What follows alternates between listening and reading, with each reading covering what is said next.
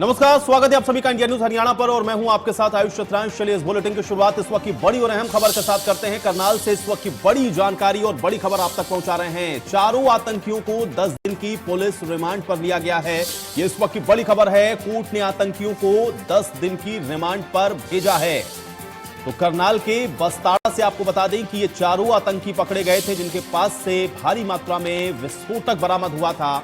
हरविंदर रिदा के संपर्क में थे। महाराष्ट्र के नांदेड़ ये चारों संदिग्ध पंजाब से जा रहे थे, लेकिन करनाल में बास्ताड़ा के पास इन सभी को गिरफ्तार कर लिया गया। तो बेहद अहम जानकारी। लेकिन अब खबर ये कि इनको 10 दिन की पुलिस रिमांड पर भेजा गया है। कोर्ट से इनकी 10 दिन की पुलिस रिमांड मिली है। ये बड़ी और अहम जानकारी इस वक्त करनाल से आप तक पहुंचा रहे हैं। तो बेहद अहम खबर है। करनाल के बास्ताड़ा से पकड़े गए चारों आतंकी, जिनको 10 दिन की पुलिस रिमांड पर लिया गया है, और इनके पास से आपको बता दें कि भारी मात्रा में विस्फोटक मिला था, बारूद बरामद हुआ था। इनोवा गाड़ी को ऑटोमेटिक तरीके से उड़ाने की फिराक में थे और महाराष्ट्र के नांदेड़ ये सभी जा रहे थे। तो खालिस्तानी आतंकियों के साथ इनके संपर्क हैं, पाकिस्तान के साथ ये कनेक्शन जुड़ा हुआ है, और अब कोर्ट ने इनको 10 दिन की पुलिस रिमांड पर भेजा है, जहां पर इस मामले में आगे की पूछताछ होगी। तो बेहद अहम जानकारी, बड़ी खबर।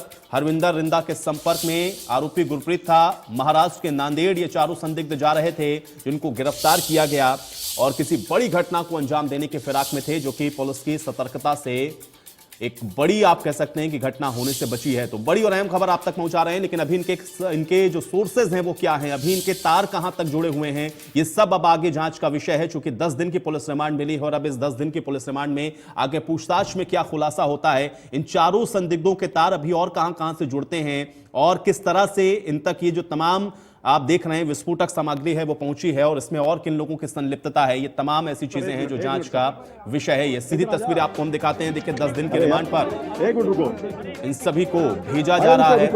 थोड़ा सा साइड में दे ना, अरे थोड़ा साइड में दे दो यार।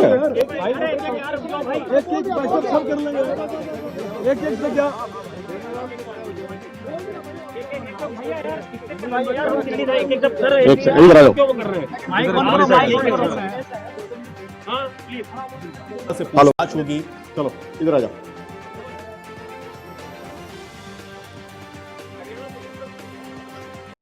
तो मधुबन थाने से सीधी तस्वीर हम आपको दिखा रहे थे। हमारे सहयोगी भी वहीं पर मौजूद हैं। लगातार ये अपडेट हम आप तक पहुंचाते रहेंगे, क्योंकि ये जो कनेक्शन है वो लगातार बहुत ज्यादा आप देख रहे हैं कि गहराते हुए नजर आ रहे हैं। बब्बर खालसा से जुड़े हुए ये चारों आतंकी हैं। खालिस्तान का सीधा इसमें आपको कनेक्शन साफ तौर पर दिख रहा है। इसके अलावा पाकिस्तान से ऑपरेट हो रहा था, और वहां से आपने देखा कि ड्रोन के जरिए किस तरह से इनको ये जो विस्फोटक हैं वो पहुंचाए जा रहे थे, और नांदेड़ इनको ले जाया जा रहा था, महाराष्ट्र के, जहां पर किसी बड़ी घटना को अंजाम देने के फिराक में थे ये सभी। तो इसलिए ये बेहद अहम है और बड़ी और अहम खबर आप तक पहुंचाना है।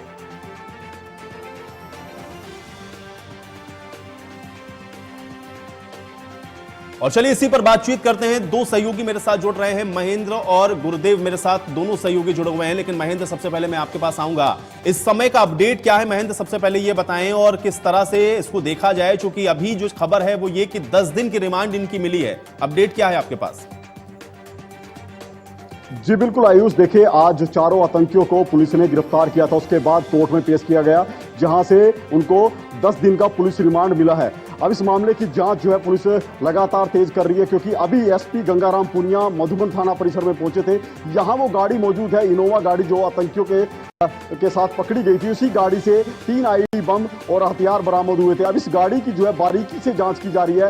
एसपी खुद गंगाराम पुनिया जो है खुद उनके देखरेख में बॉम्ब स्क्वाड की टीम यहां पर इस गाड़ी को खंगालने में लगी है। तमाम जो जांच है बिल्कुल बारीकी से इस गाड़ी की गई है, क्योंकि अभी भी आशंका जाहिर की जा रही थी कि इस गाड़ी में और भी ऐसी सामग्री हो सकती है, ऐसा विस्फोटक हो सकता है जो अभी तक शायद पुलिस को ना मिलो। इसके लिए तमाम जो सीटें हैं उसकी गाड़ी की वो उखाड़ी गई हैं, ताकि गाड़ी के अंदर की जो भी सामग्री है उसको बाहर निकाला जा सके। जी आयुष।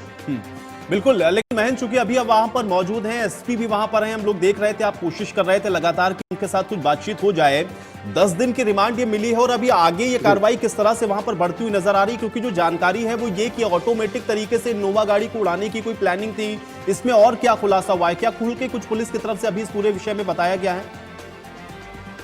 जी बिल्कुल, देखिए जिस तरह से अभी इस मामले में खुलासा हुआ है कि पूरी तरह से ऑटोमेटिक ये बम थे और इसी गाड़ी को बम के जरिए जो है उड़ाने की प्रयास जो है इन आतंकियों का था, क्योंकि ये पूरी तरह से ऑटोमेटिक और इसके साथ साथ कंप्यूटर कनेक्टेड ये बम थे जिनको आतंकी जो है सिलसिलेवार तरीके से उड़ाना चाहते थे। जी चलिए गुरुदेव, मुझे ये बताएं, चूंकि जहां से गिरफ्तारी हुई इन सभी चारों की, अभी इसको किस नजरिए से आप वहां पर देख पा रहे हो और वहां से क्या आपको अपडेट मिल रहा है? क्योंकि बब्बर खालसा संगठन के साथ ये सीधा कनेक्शन जुड़ रहा है। अभी 10 दिन की इनको रिमांड पर भी लिया गया है, जैसा कि अभी हम लोगों को बता रहे थे हमारे सहयोगी कि गाड़ी को ऑटोमेटिक तरीके से उड़ाने की पूरी प्लानिंग थी और भारी मात्रा में विस्फोटक। अभी और क्या जानकारी आपके पास है इस समय?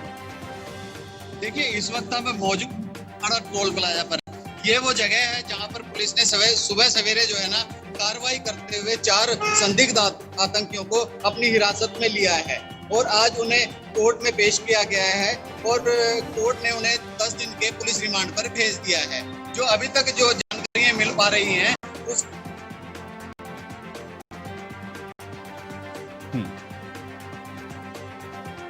वो दोनों सगे भाई हैं और उनके माता पिता नहीं है और उनकी जो परवरिश है, पूरी जो फैमिली बैकग्राउंड है, उनकी परवरिश उनकी दादी द्वारा की गई है। ये दोनों जो है संदिग्ध आतंकी फिरोजपुर के रहने वाले हैं और इनके संपर्क जो है ना लगातार पाकिस्तान से जुड़े हुए, जिद्दा से जुड़े हुए हैं, जो इन्हें हथियार सप्लाई करता था और ये फिरोजपुर के खेत नजदीक के गाँव में एक खेत में हथियारों को वहां पर ले आते थे और उन्हें आगे जो इनको बताया जाता था उस जगह पर उनको पहुंचा दिया जाता था। बिल्कुल, लेकिन गुरुदेव एक बार फिर से जरा बताएं, चूंकि ये जो कार्रवाई है निश्चित तौर पर एक बहुत बड़ी कार्रवाई है, क्योंकि बड़ी घटना को अंजाम दे सकते थे चारों। किस तरह से इस पूरी कार्रवाई को वहां पर अंजाम दिया गया और ये इनपुट्स कैसे मिले, और जब कार्रवाई ये हुई उसके बाद इनकी फैमिली की तरफ से या इन लोगों की तरफ से क्या कुछ कहा जा रहा है? क्योंकि बहुत तरह की बातें अभी हम लोग देख रहे हैं, लगातार उस पर चर्चा हो रही है, लेकिन सीधे तौर पर एक तो विस्फोटक का मिलना, खालिस्तान के साथ नाम का जुड़ना, पाकिस्तान से ये पूरा ऑपरेट होना, ड्रोन के जरिए तक ये बारूद या हथियार का पहुंचना, किस तरह से ये पूरा इनपुट मिला और इसको लेकर के क्या अभी वहां पर जो जानकारी है वो मिल रही है? गुरुदेव, थोड़ा सा इसको और अपडेट करें। देखिए, ये सुबह सवेरे 4 बजे का मामला है जब पुलिस को सूचना मिली और कंसाड़ा टोल प्लाजा पर पुलिस ने अपनी टीम यहाँ 112 नंबर की जो गाड़ी है पुलिस की वो मौके पर पहुंची और मधुबन पुलिस की टीम पर पहुंची और उन्हें जो संदिग्ध आतंकियों हैं को सूचना के आधार पर उन्हें यहाँ कंसाड़ा टोल प्लाजा से उन्हें गिरफ्तार कर लिया और उसके बाद उनके पास से लगभग 2.5 किलो के 2 कंटेनर जो है उनके पास से बरामद हुए हैं जिनके अंदर विस्फोटक मौजूद थे और उसके साथ साथ 30 जिंदा कारतूस और एक पिस्तौल भी उनके पास से पुलिस ने बरामद की है। पुलिस इस मामले को गहनता से जांच करते हुए तीनों आरोपियों को जो है ना CIA 1 की थाना के अंदर लेके गए, जहां उनका मेडिकल करवाया और मेडिकल कराने के बाद उन्हें कोर्ट में पेश किया और उसके बाद जो 10 दिन का पुलिस रिमांड मिला है, पुलिस उस पूरे मामले पर गहनता से अब आगे जांच करेगी और जो भी तथ्य सामने आ पाएंगे उनका खुलासा पुलिस द्वारा किया जाएगा। जो मुख्य बात इसके अंदर यह है कि इन संदिग्ध आतंकियों के जो तार हैं वो मुख्य रूप से पाकिस्तान के आतंकियों के साथ जुड़े हुए थे और लगातार 9 महीने। बिल्कुल गुरुदेव, ये बड़ी बात आपने बताई। चलिए फिलहाल के लिए शुक्रिया, लेकिन आप नजर बनाए रखिए, आपसे हम अपडेट आगे लेते रहेंगे। और इस बीच CIA थाने से सीधे हमारे साथ अमित भी हमारे सहयोगी जुड़े हुए हैं, उनका भी रुख कर लेते हैं। अमित, आपके पास इस समय क्या अपडेट है? चूंकि अभी 10 दिन की रिमांड मिली है, लेकिन अब जो कनेक्शन जुड़ रहे हैं, चाहे बब्बर खालसा संगठन के साथ हम देखें या फिर हम सीधे तौर पर यह देखें कि किस तरह से सरहद पार भी इनको पूरी तरह से कहीं ना कहीं जो सपोर्ट है वो किया जा रहा था। अपडेट अभी इस पूरे प्रकरण में आपके पास क्या है, पहले इसको बताएं अमित। इस तरह से कोर्ट में पेश करने के बाद तीनों संदिग्ध आतंकवादियों को दोबारा CIA 1 लाया गया है, तो पूरी तरह से उनसे पूछताछ की जाएगी, रिमांड पर लिया जाएगा, ताकि किस तरह से कहां तक तार जुड़े हैं पूरे मामले का खुलासा किया जा सके। अब जिस तरह से उनके पाकिस्तान से तार जुड़े उन्हें बताया जा रहा है, बड़ा ही गंभीर मसला है और बहुत बड़ा जो विदेशी ताकतें किस तरह से देश में माहौल बिगाड़ने का प्रयास कर रही हैं, वो उसके पीछे एक पूरा खेल दिख रहा है। हाँ, जिस तरह से करनाल पुलिस ने त्वरित कार्रवाई करते हुए उनको पकड़ा है और बड़ा खुलासा शायद इसमें हो सकता है, क्योंकि जिस तरह से पाकिस्तान से सीधे सीधे तार जुड़े होने की बात कही जा रही है, इसमें बहुत ही बड़ा गंभीर मसला है। और जिस तरह से बब्बर खालसा की बात करें या अन्य संगठनों की बात करें, तार जुड़े होने की बात की जा रही है, बड़ा ही संगीन मामला है जी।